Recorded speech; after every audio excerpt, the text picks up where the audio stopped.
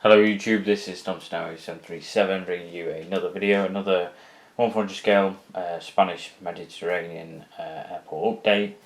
This video is slightly delayed, like I say, usually update on a Friday, obviously now Monday. At the time of recording this, just because simply I've been working, I didn't really have time, very sort of early hours. For what would be my day shifts and nights, sort of working up to the early hours of the morning, catching up on sleep, and setting up today and getting time this evening to film it for you guys.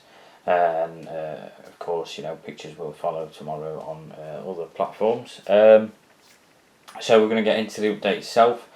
I'd probably say this is probably, I think I said in the last update, that was one of the biggest updates we did. I think up to date, this is probably the biggest update we've done today in terms of actual how many aircraft are featured. So yeah, we're going to go through it, pretty much, and I think if there's anything else I need to talk about at the end, I'll probably mention it. But like I said, we'll get into the video itself. So start off on the far side, like we usually do, pretty much. So starting off with this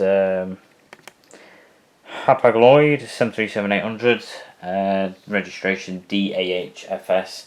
This is operating a service from Frankfurt. As you can see, a few ground vehicles servicing the aircraft. Of course, the air bridge is connected as well. Then panning across, next up we have British Airways A319, positioned as well, obviously attached to an air bridge. This is operating from and back out to Heathrow, as you can probably imagine. Yeah, nice little A319 there, quite ideal for that, because that stand that it's on is very short. Not an awful lot of aircraft can actually accommodate on that stand, but an A319 is quite a decent sized aircraft for that. Just want to say as well, taxiing in. Gets one out of the way. Britannia 767-200, registration GBYAB. This is coming in, what should I say, heading out to Manchester. As you can see, taxiing past. Now if we pan across, back on track with the main stands, we have this JMC Air DC-10.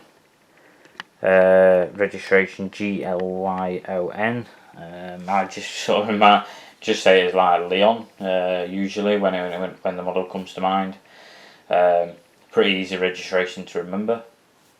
This operating service from to Gatwick, which I believe this is where they were mostly prominent at, if not the only airport.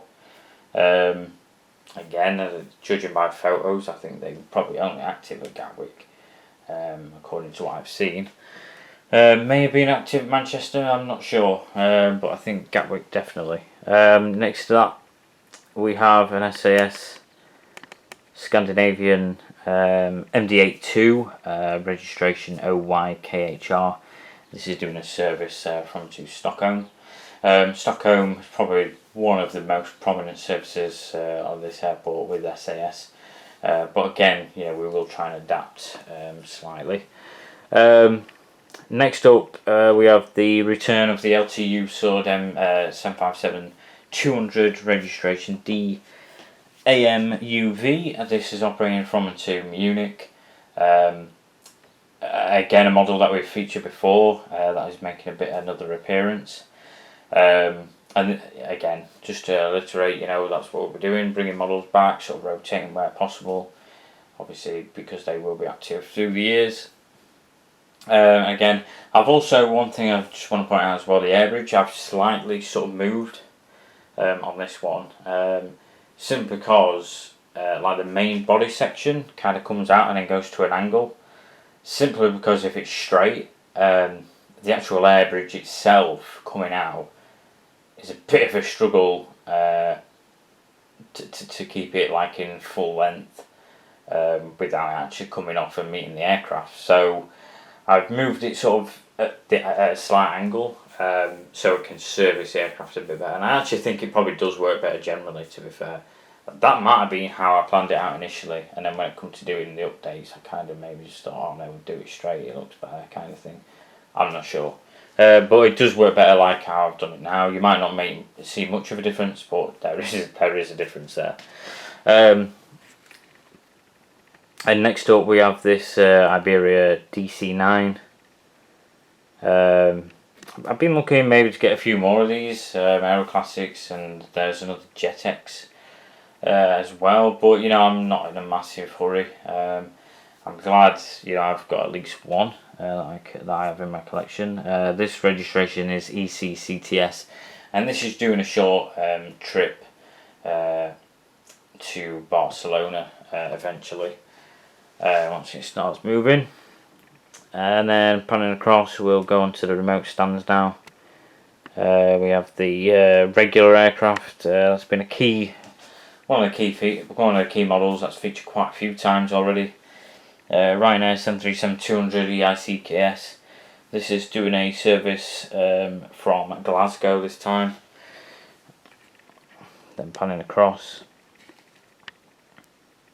we have a Spanair A320. This is of course a custom.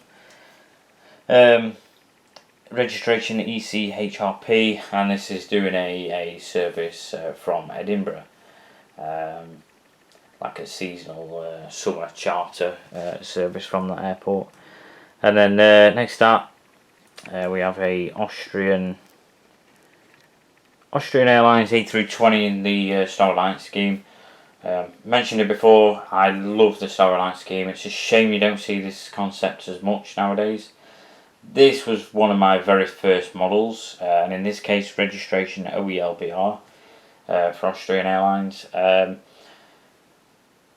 Something about the livery that I've always liked. I think even though it is registered to Austrian Airlines, I think back in the day when I was younger, not having as big a fleet as I have now, certainly a collection in general, I kind of had the idea of using it for multiple airlines with all the different flags, sort of logos they have along the fuselage. I think that one of the main ones that I kind of used it for back in the day was like BMI, because BMI had the similar same livery.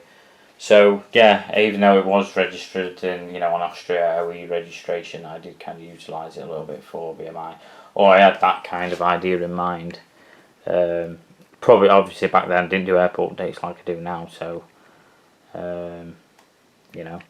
next up we have another SALT International A310. The previous registration we featured was CSTGU. This registration is CSTGV, and this is actually the Phoenix version. So both Phoenix and Gemini did both this livery. Two different registrations, which is absolutely fantastic. Aero Classics, like I say, they did a set as well, but they were unlicensed, and I believe the actual SATA airline or air store or whatever weren't too happy about Aero Classics. But like I say, I've got the Gemini versions mostly, and this is the only one that Phoenix have done to date. So again, it's always nice when manufacturers do different registrations with the same livery. Just had to start a little fleet build. And then we have this 154 of Siberia Airlines taxiing past. This is registration RA85437, and this is going back out to Novosibirsk. I think I've pronounced that correctly, I'm not sure. It was either that or Moscow, but I kind of thought, you know what, let's switch up a little bit. Moscow is quite easy to say, and probably generic kind of thing. So yeah, Novosibirsk was an airport this aircraft went to at one point. And just to say, this update is based on the period of 2001. The next update, 2002, I think splits into two updates. So we'll probably do that one on Friday. And then potentially maybe do one a week later if I can, or maybe like in a few days, maybe the following Monday, since we've done an update on this Monday. So that might be like a 2-part kind of thing in the next update. But that's pretty much it for this update, guys. Hope you've enjoyed it. Again, the more the more we get into updates, the more variety we have, the more sort of change I can do per update, and yeah, generally speaking, gives you the idea of sort of the traffic that was around in this sort of period of time. And yeah, it's quite nice. Like I say, there's a few models I think going back in my collection. Certainly the Austrian Airlines A320. It's a model that I don't feature obviously nowadays, so it's just nice to go back and get it out and think, wow, yeah, that takes me back to when I first started collecting stuff like that. Spanair as well. We had Spanair operating at Doncaster Airport back in the day, so a big kind of airline for me. They mostly operate MDs, but still any sort of Spanair aircraft, A320, 321 or MDs, are very, very welcome, and yeah, an airline that I do miss. Don't know an awful lot about it, never flown with them, but it's just one of the airlines that I did manage to see when I was younger, so still nice to see, of course. Again, thanks for watching, guys. Like I say, if you follow me on other platforms, pictures will follow, and probably, yeah, we'll probably stick to the schedule of doing an update on Friday, and since it's 2-part, I'll look into seeing whether I'll do the part 2 on maybe Monday, like in a week's time. But I'll keep you guys updated either way. Again, thanks for watching. I'll see you next time.